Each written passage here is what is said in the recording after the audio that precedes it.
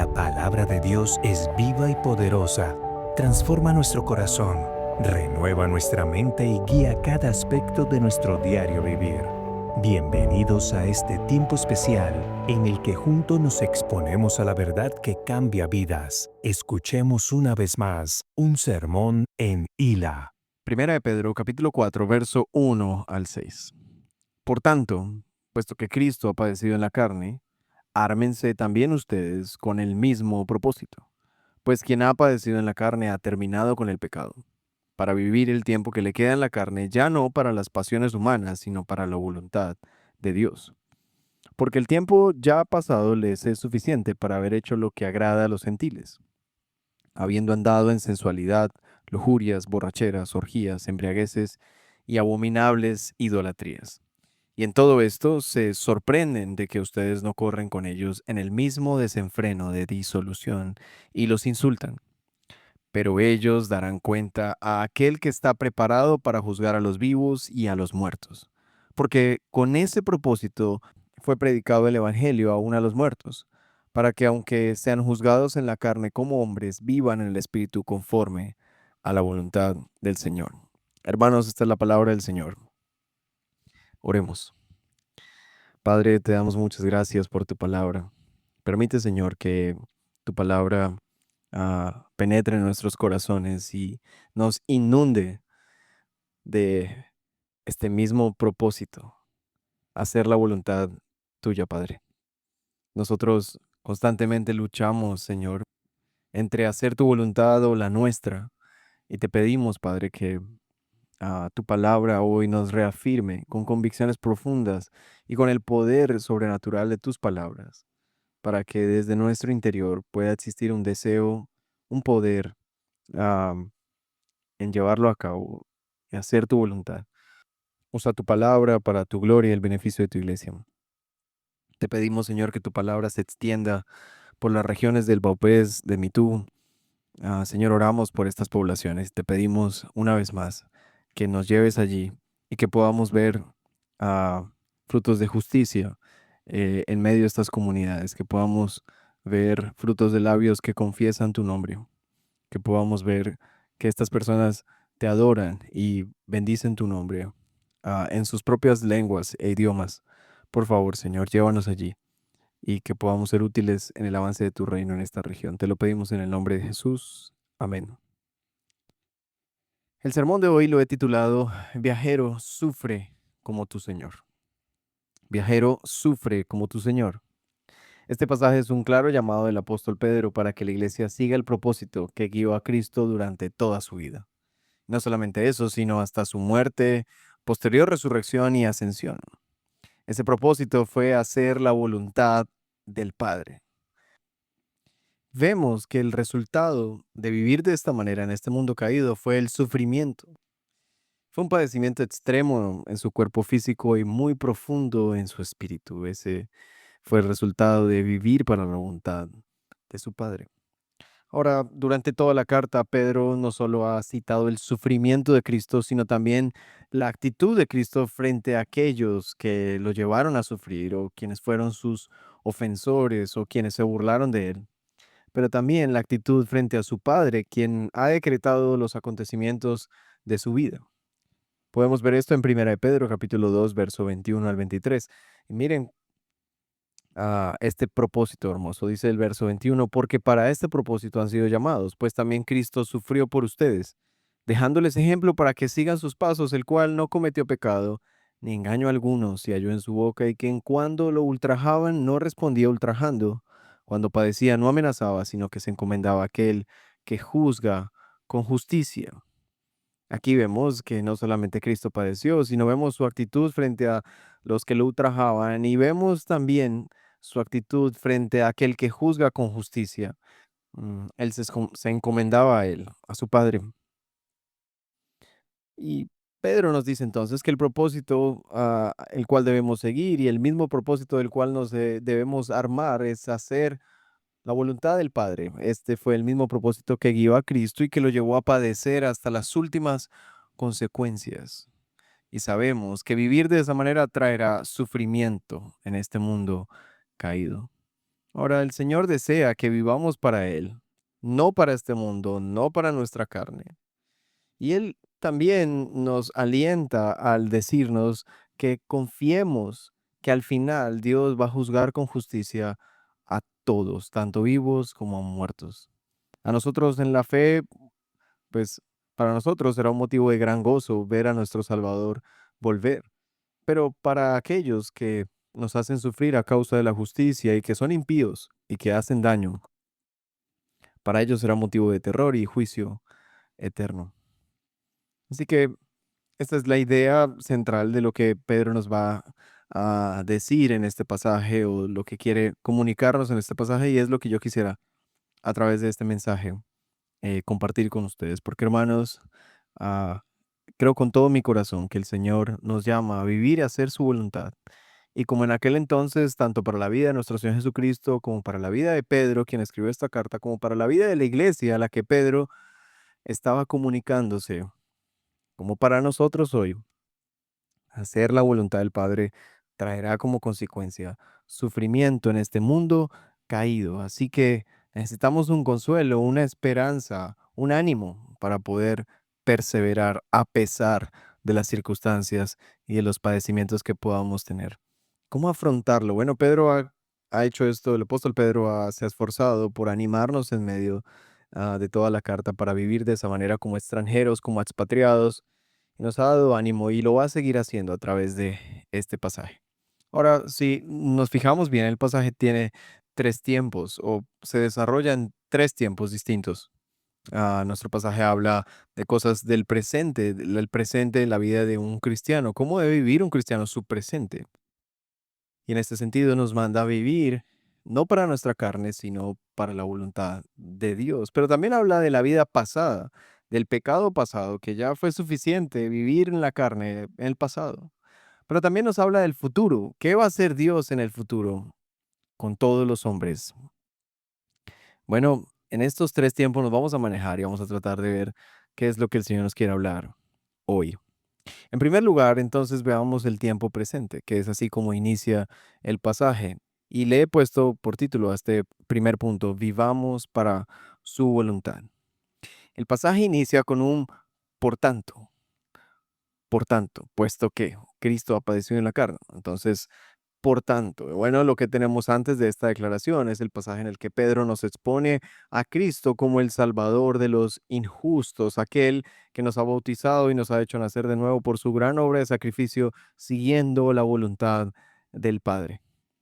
Por tanto, puesto que él ha padecido en la carne, y esto es solo otro testimonio de Pedro de que Cristo vino y padeció en la carne, ellos lo tocaron, ellos, como dice Primera de Juan, lo que hemos visto y oído, lo que han palpado en nuestras manos, lo que hemos escuchado, ellos tocaron a Jesús, ellos vivieron con él y ellos pueden dar testimonio de que Cristo padeció en su cuerpo físico. Él no era espíritu, él no solamente parecía ser físico, no, él era físico.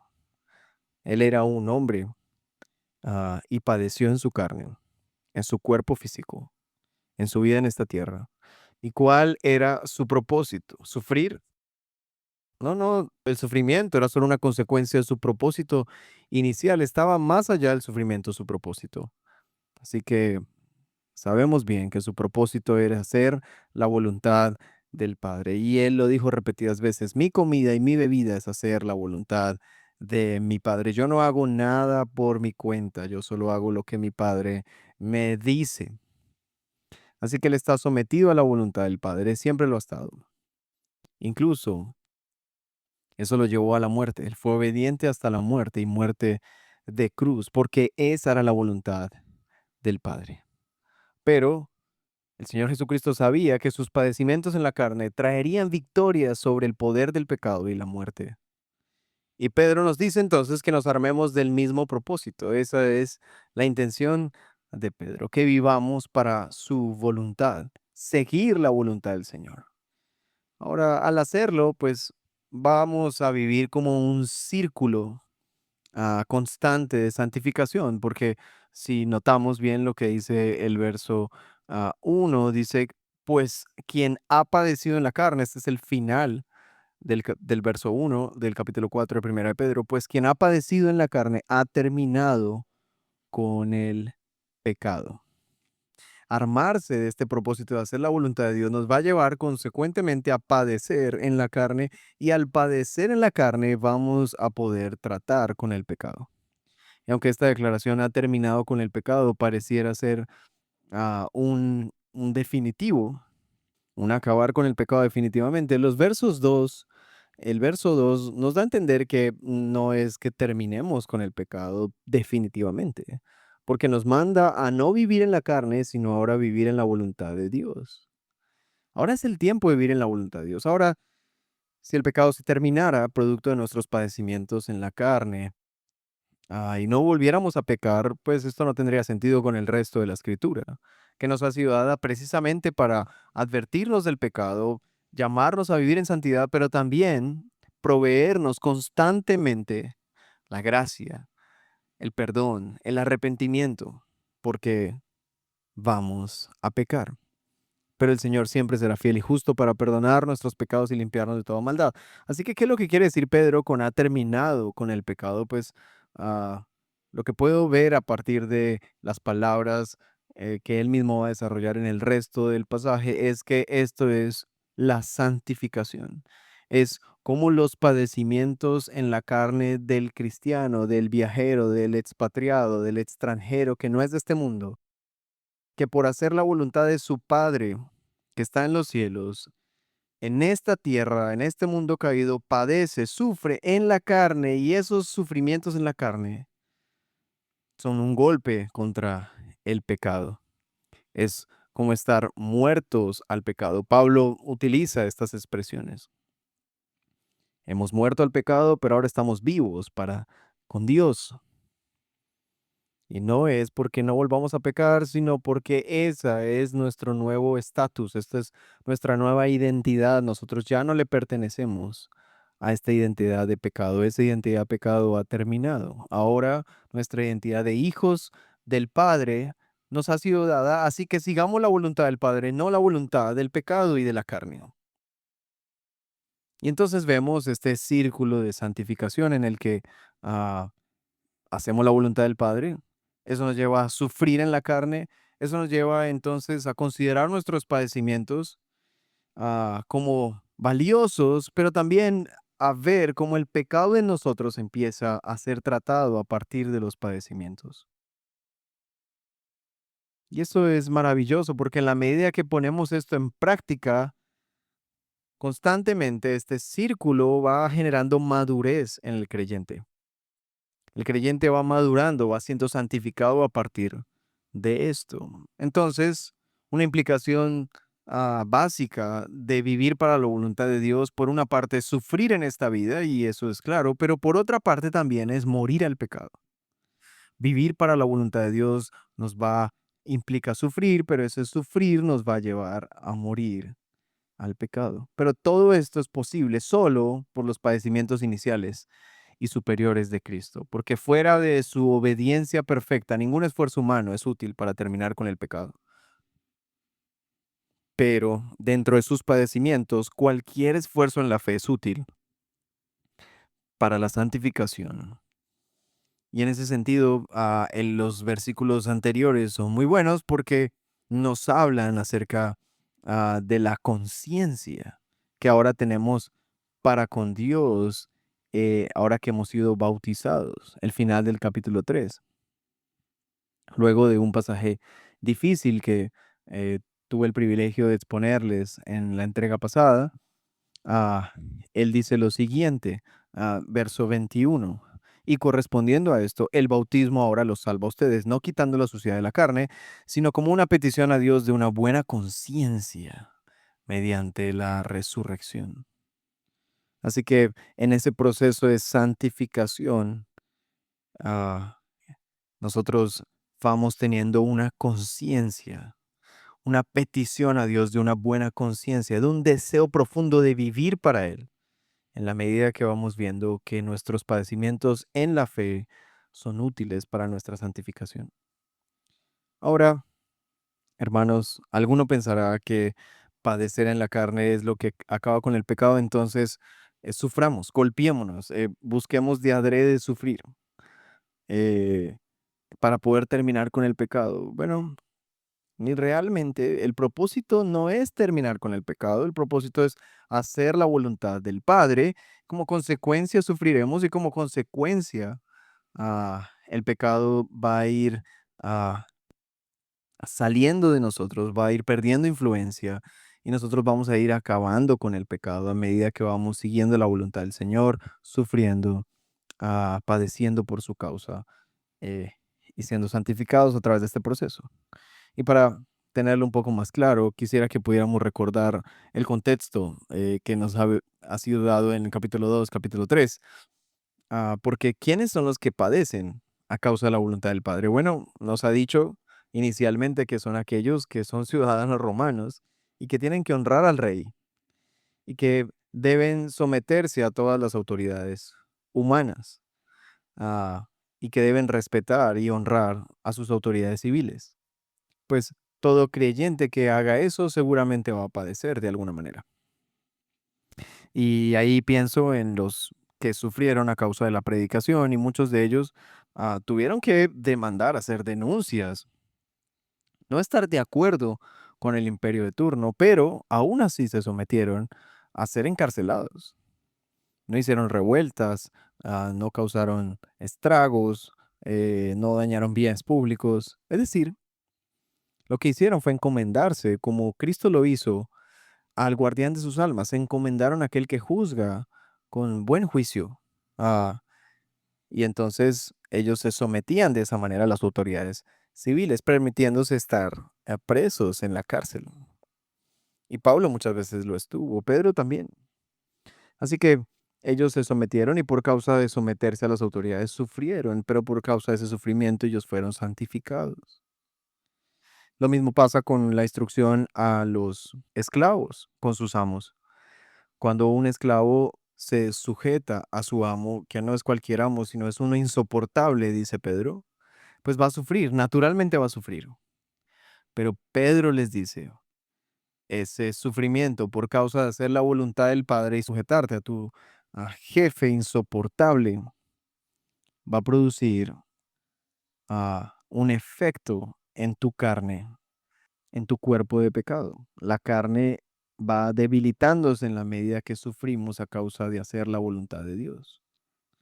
Pero por el contrario, la carne se fortalece en nosotros cuando hacemos nuestra propia voluntad y no la voluntad de Dios, porque estamos en medio de esa lucha y Pedro va a decirnos, ustedes tuvieron suficiente tiempo, ahorita lo vamos a ver en el segundo punto, suficiente tiempo en el pasado para hacer su propia voluntad, es decir, para hacer los deseos de su carne, porque esa es nuestra voluntad, los deseos de nuestra carne. Ahora ustedes son llamados a vivir para la voluntad de Dios. Y el cristiano lucha entre hacer su voluntad o la voluntad de Dios. Eh, y en esa lucha vamos siendo santificados. Ahora, hay personas, como les dije, que quieren sufrir intencionalmente, golpeándose, y conocemos muchos de ellos en Semana Santa. Hay personas que de rodillas suben a algún lugar o se golpean. Pero hermanos, todos estos esfuerzos y golpes contra el cuerpo físico son contrarios a la fe, no descansan en el sacrificio de Cristo, por tanto, son completamente inútiles, son completamente inútiles, no tienen ninguna efecto sobre aquellos que lo practican. Jamás va a poder alguien terminar con el pecado golpeándose el cuerpo, maltratándose.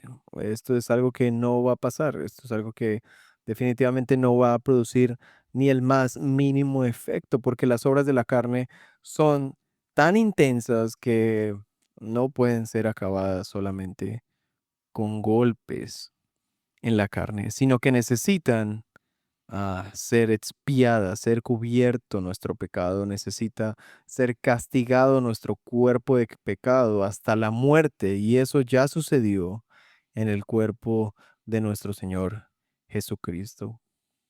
Así lo dice Pablo en Colosenses. El final del capítulo 2 es impactante, cómo Pablo habla acerca de nuestros esfuerzos aislados de la fe y de los padecimientos de Cristo.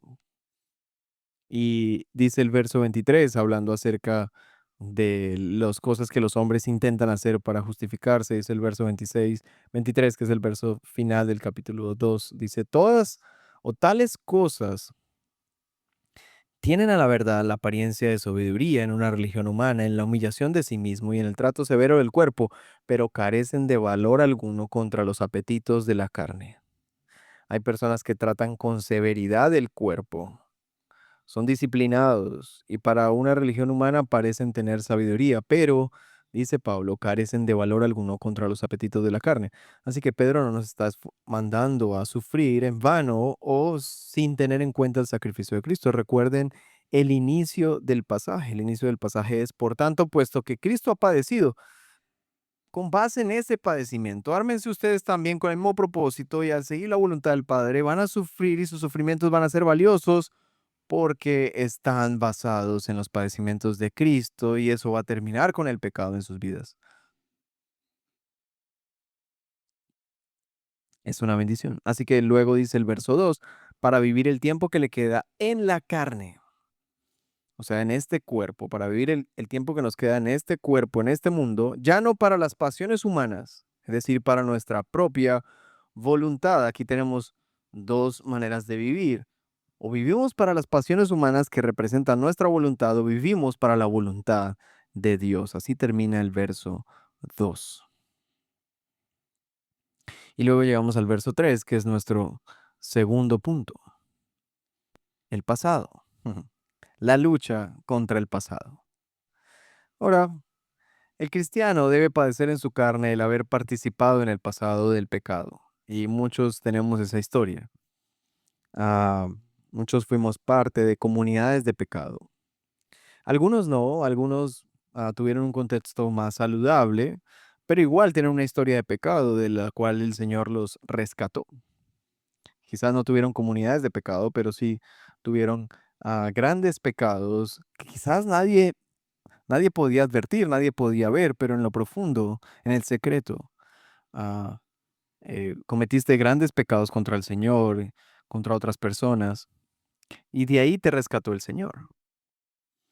Pero hermanos, ese pasado es una lucha para todos los creyentes, porque esos deseos que combaten contra el alma, así los ha nombrado Pedro, continúan, continúan en, en el día a día del creyente.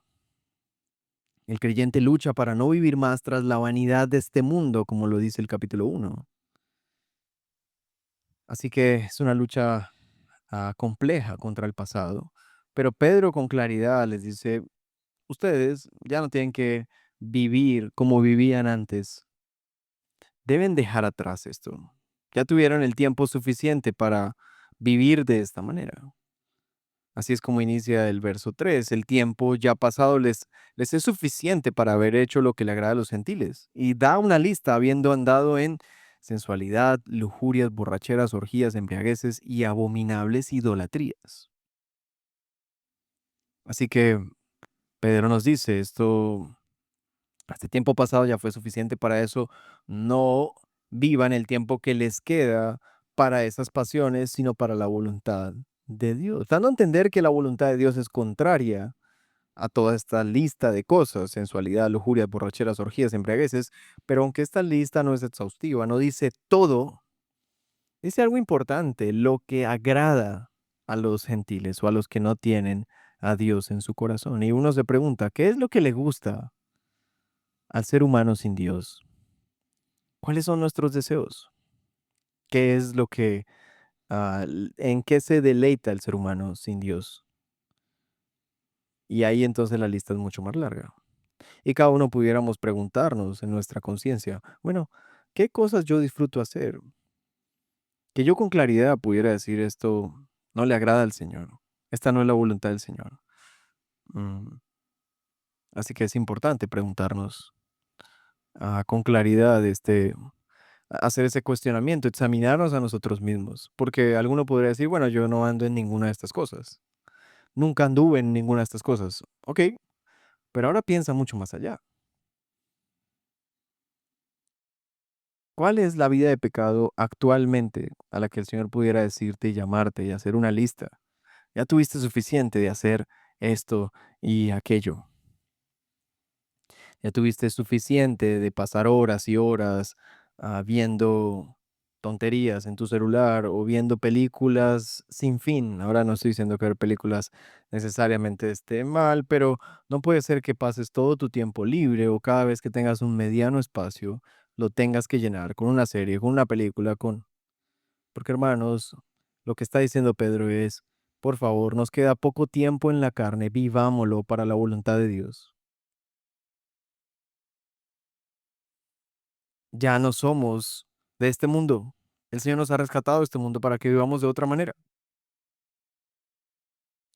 Ahora, el creyente entonces lucha con su pasado y lucha por hacer la voluntad del Señor.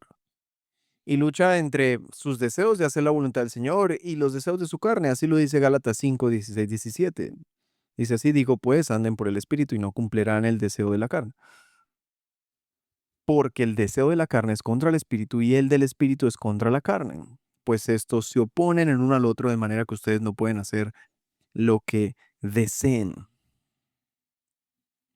Aquí hay una oposición entre el espíritu y la carne. El espíritu quiere hacer la voluntad del Señor y muchas veces nosotros queremos pecar y el espíritu no nos deja pecar, no podemos hacer lo que queremos, que a veces es pecar. Pero también a veces queremos hacer cosas del espíritu, como por ejemplo ser generosos, pero nuestra carne no nos deja ser generosos. Entonces no podemos hacer lo que deseamos, ni el pecado, ni lo que nos guía a ser el espíritu del Señor. Pero Pablo dice, vivan por el Espíritu y no seguirán los deseos de la carne. Vivir por el Espíritu, hacer la voluntad del Padre. Son distintas formas de decir lo mismo. Así que ya fue suficiente que andes en este tipo de cosas. No deberías andar en eso ya. Eso ya pasó. Y muchos cristianos hoy en día pretenden ser cristianos normales, como que, yo tampoco tengo que ser tan fanático, tan extremista. O sea, yo puedo ser cristiano, servir al Señor, congregarme, ser miembro de una iglesia, pero bueno, también yo puedo de vez en cuando una fiesta, tomarme unos tragos, compartir. Hay contenido que no es pornográfico, sí, ahí tiene escenas sexuales y eso, pero bueno, a mí no me afectan ese tipo de cosas. Y de alguna forma es como no querer marcar una diferencia. Y cuando no marcamos una diferencia en nuestro cristianismo frente a la manera de vivir del mundo, lo que estamos anunciando es que nosotros seguimos haciendo la voluntad nuestra, que es la voluntad de los gentiles al final, que es la voluntad de los que no conocen a Cristo. Y no tenemos un compromiso serio por hacer la voluntad del Padre. Y por tanto, pues no sufrimos, porque ¿qué vamos a sufrir? Estamos cómodos, tranquilos, con Dios ahí cerca mío, me ayuda, pero no estoy tan comprometido con Él como para tener que sufrir como Él sufrió. Y eso es conveniente. Pero no es así como el Señor quiere que vivamos. Él quiere que nosotros nos identifiquemos con Él y seamos fieles a Él. Que tengamos el mismo propósito que Él tuvo de hacer la voluntad del Padre. En consecuencia, suframos, en consecuencia, tengamos que padecer en la carne y en consecuencia el pecado empiece a perder ah, influencia sobre nosotros. Terminemos con el pecado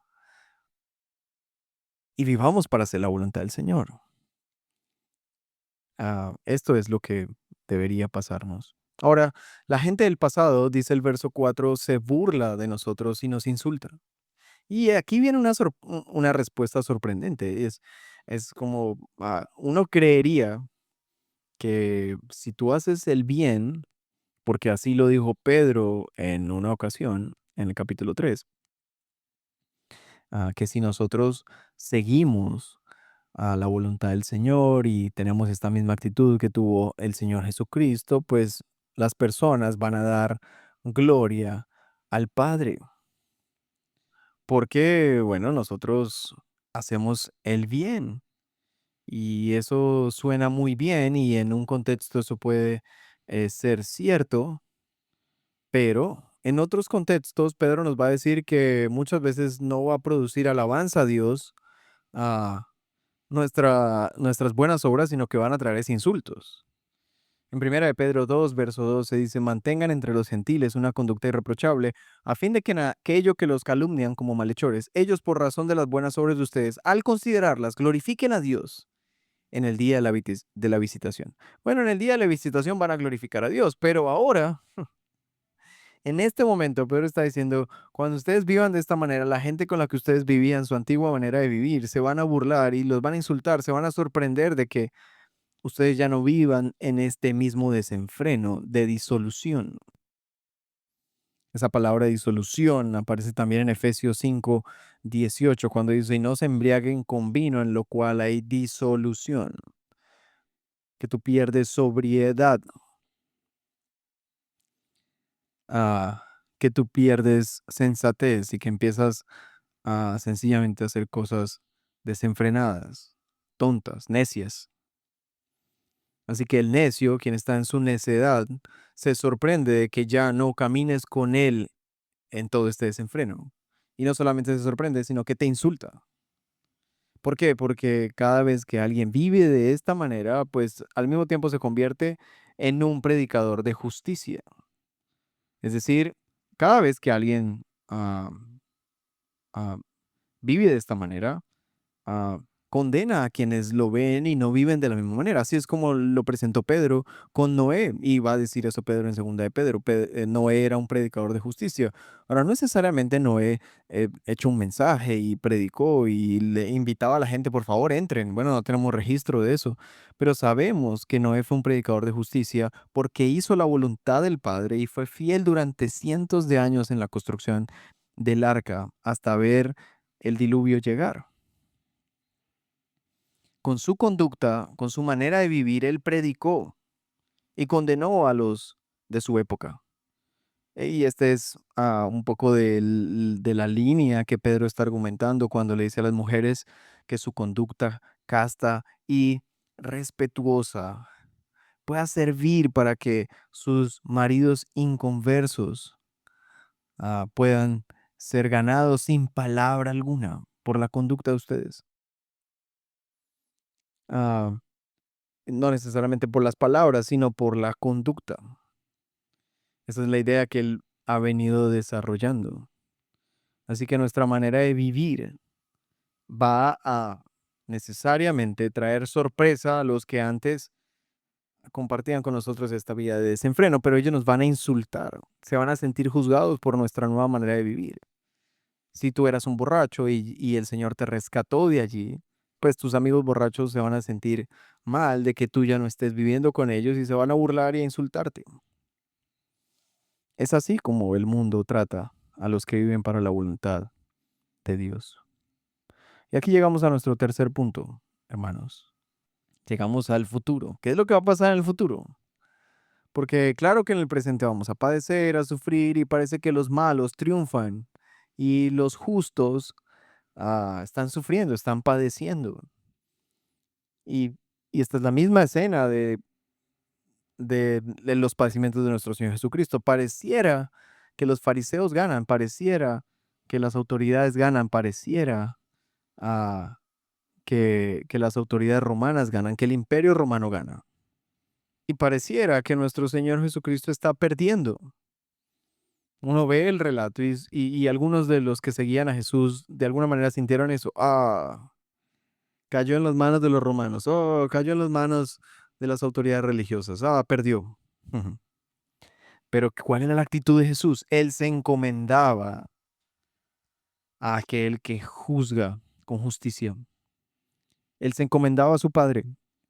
Él no respondía insulto con insulto. Cuando lo insultaban, guardaba silencio y se encomendaba a aquel que juzga con justicia, a su Padre. Bueno, Pedro nos va a decir, tengan esta misma actitud también, sigan el ejemplo de Cristo. Y por eso el tercer punto le he titulado Una esperanza de justicia. Nosotros no solo tenemos una esperanza viva de que vamos a resucitar, sino también tenemos una esperanza de justicia de que Dios juzgará todas las cosas de este mundo caído. Y los malos serán juzgados. Y los que nos hicieron daño serán juzgados. El Señor hará justicia. Esa es la esperanza que tenemos. Y dice así el verso 5, pero ellos darán cuenta a aquel que está preparado para juzgar a los vivos y a los muertos. ¿Quiénes son los que van a dar cuenta? Bueno, aquellos que nos insultan. Ellos darán cuenta a aquel que está preparado. Él está preparado para juzgar a los vivos y a los muertos. Y luego aquí aparece un versículo bastante extraño, porque con este fin fue predicado el Evangelio aún a los muertos, para que aunque sean juzgados en la carne como hombres, vivan en el Espíritu conforme a la voluntad de Dios. ¿Cómo entender este pasaje? Bueno, ¿quiénes son los muertos aquí en el verso 6, distintos a los muertos del verso 5? ¿O son los mismos muertos? ¿Serán los mismos muertos ah, a los que el Señor le predicó a los espíritus encarcelados? Bueno, vamos a tratar de entender este pasaje. Primero, el verso 5 dice que ellos darán cuenta a aquel que está preparado para juzgar a los vivos y a los muertos. En este sentido es literal, los que estén vivos cuando Él regrese y los que estén muertos cuando Él regrese. Nadie se salvará del juicio, todos tendrán que ah, estar frente a la presencia de Dios y dar cuentas a causa de su vida. Y Él está listo para hacer eso. Ahora, el verso 6 dice, porque con este fin fue predicado el Evangelio aún a los muertos. Bueno, ¿quiénes son los muertos? ¿Será que alguien le predicó a los que ya estaban muertos? Mientras estaban muertos, les predicó y entonces hay esperanza para los que murieron sin Dios porque a ellos también se les va a predicar. No, aquí Pedro está diciendo muertos, los que actualmente están muertos, pero en algún momento estuvieron vivos, que eran cristianos. Ahora, ¿por qué esto? ¿Cuál es el contexto de este pasaje? Pues aquellos que se sorprenden e insultan tenían contra ellos, contra los creyentes, evidencias de que, bueno, si realmente ustedes fueran salvos, si realmente ustedes s- son de Dios y entonces son justos, ¿por qué mueren? Ustedes también se enferman, ustedes también se mueren. ¿No se murieron acaso hermanos en la fe que decían que creían en Cristo y véalos, están muertos?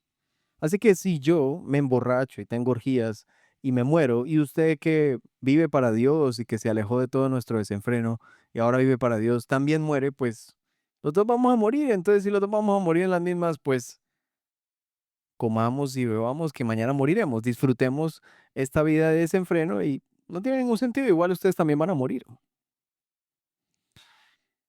Ahora, bajo esa premisa es que Pedro dice, porque con este fin fue predicado el Evangelio aún a los que actualmente están muertos, pero algún día estaban vivos. Y aquí viene el porqué. Dice, para que aunque sean juzgados en la carne como hombres, es decir, aunque mueran, siendo hombres, vivan en el Espíritu conforme a la voluntad de Dios. Es decir, aquí nos dice que los malos serán llevados frente a la justicia cuando mueran, pero nosotros los creyentes venceremos la muerte. Porque aunque veamos muerte física y seamos juzgados en la carne como hombres, como todos los hombres, vivamos en el Espíritu conforme a la voluntad de Dios. Esa es la diferencia entre unos y otros. Claro, al parecer todos morimos. ¿Y qué diferencia hay entre el cristiano que se ha dedicado al Señor y muere y el borracho, el que va a las orgías, el que vive una vida desenfrenada y también muere? Los dos al final van a estar 3 metros, 2 metros bajo tierra y los gusanos se lo van a comer.